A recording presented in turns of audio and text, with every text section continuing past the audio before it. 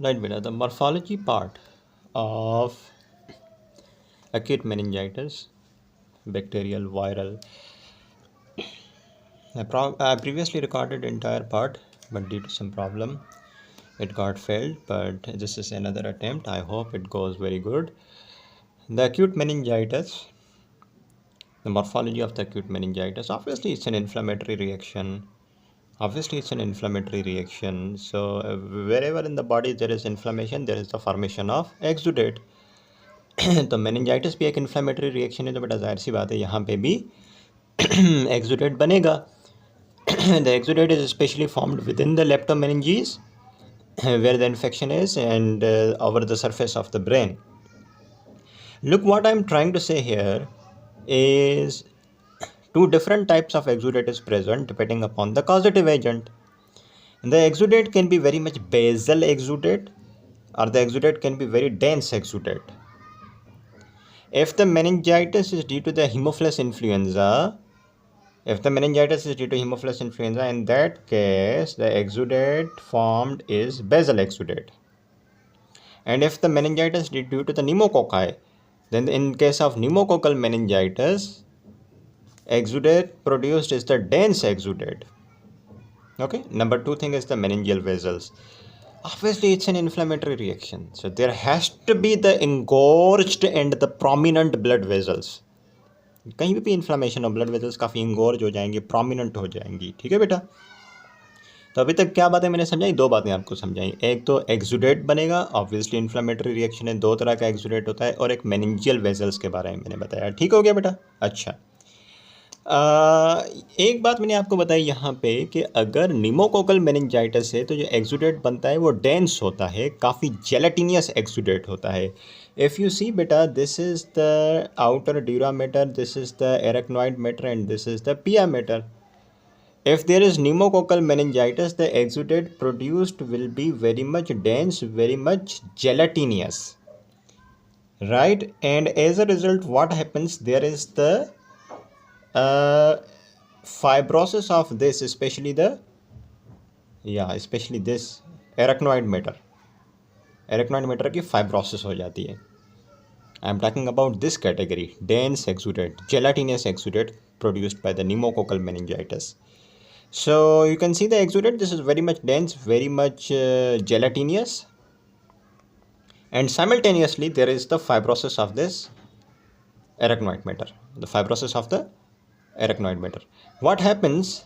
There is the formation of the adhesions between the arachnoid matter and the pia matter, and as a result the CSF which is present here between the subarachnoid space, which has to flow forward, CSF flow नहीं कर पाता, and it leads to accumulation of the CSF and high pressure, that is said to be the hydrocephalus. समझ आई बेटा बात आपको? दोबारा repeat करते हैं. If the meningitis is due to the Haemophilus influenza, the exudate produces basal and there is no such problem.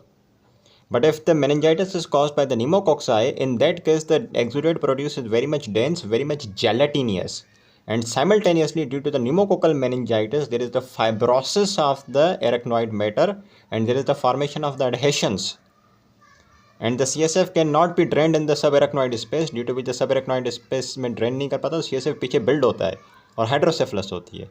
This condition in which there is the production of this gelatinous exudate and the fibrosis of the arachnoid layer and the adhesions, this condition is said to be chronic adhesive, because adhesions are produced, adhesive arachnoiditis,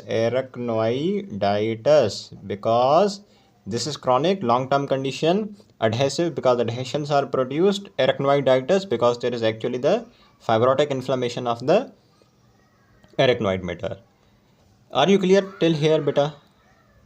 Clear with the two types of exudate, the complication of the gelatinous exudate in the pneumococcal meningitis. Okay, now number three thing is beta, if the acute meningitis is very much severe, if it is fulminant, the inflammation not only restrict meninges, but it can also extend to the ventricles, leading to the inflammation of ventricles called ventriculitis. Number two thing, if there is fulminant meningitis, Okay, if there is fulminant meningitis, the inflammatory cells infiltrate the walls of the leptomeningeal veins and they extend to the surface of the brain and cause the cerebritis. Can you see in this picture, beta? This is the dura mater, this is the arachnoid mater, this is the pia mater, below is the cerebrum, right? If there is fulminant meningitis, what happens is अभी तो meningitis है ना, तो infection arachnoid matter पे restricted है, pia mater पे limited है. If the meningitis is fulminant, then what will happen? The inflammatory cells and the microorganism will go from these layers below to the cerebrum. कैसे जाएगा micro organism और inflammatory sales नीचे? Veins के through, लेप्टोमेनिंजियल veins, जो कि उनको नीचे लेके जाएंगी. और फिर अब इन्फेक्शन ना सिर्फ मेनिंजीज पे रहेगा बल्कि सेरिब्रम को भी इन्वॉल्व करेगा and that is said to be cerebritis. Look, in case of fulminant meningitis, inflammatory cell infiltrates not only keep themselves limited to the meninges, but they enter into the wall of the leptomeningeal veins, and these veins take the inflammatory cells to the substance of the brain, producing the inflammation of the substance of the brain called cerebritis.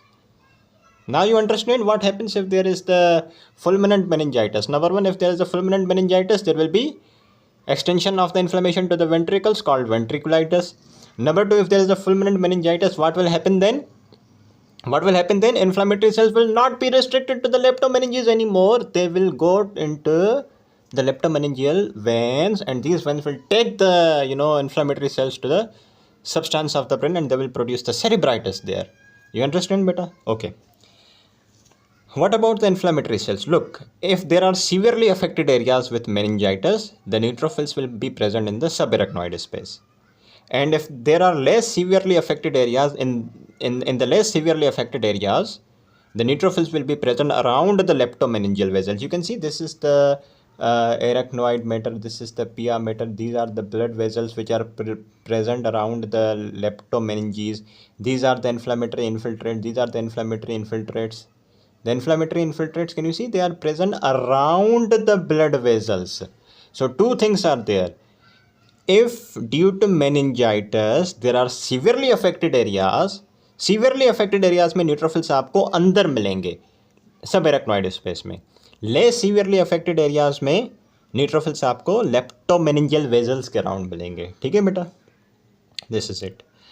Okay, lastly, in case of fulminant meningitis, that I told you that there is the inflammatory cells मज़ीद surface of meninges पे नहीं रहते, वो लेप्टोमेनिंजियल veins के अंदर चले जाते हैं, फिर वहाँ से सेरिब्रम में चले जाते हैं, सेरिब्राइटिस कराते हैं.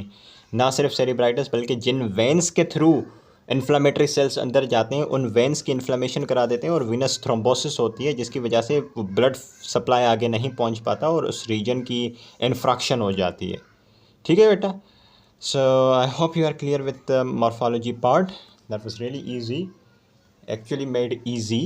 एक्सुडेट का याद होना चाहिए बेटा कि बेजल एक्सुडेट होता है, डेंस एक्सुडेट होता है, जेलाटिनियस एक्सुडेट होता है दरअसल निमोकोकल मेनिंजाइटिस में. और जेलाटिनियस एक्सुडेट के बारे में मैंने क्या बताया था?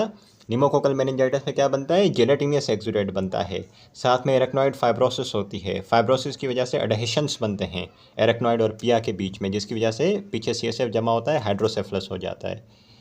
I hope it is clear to you beta, not complicated anymore. And now right after that comes the focal suppurative infections. Let's talk about it.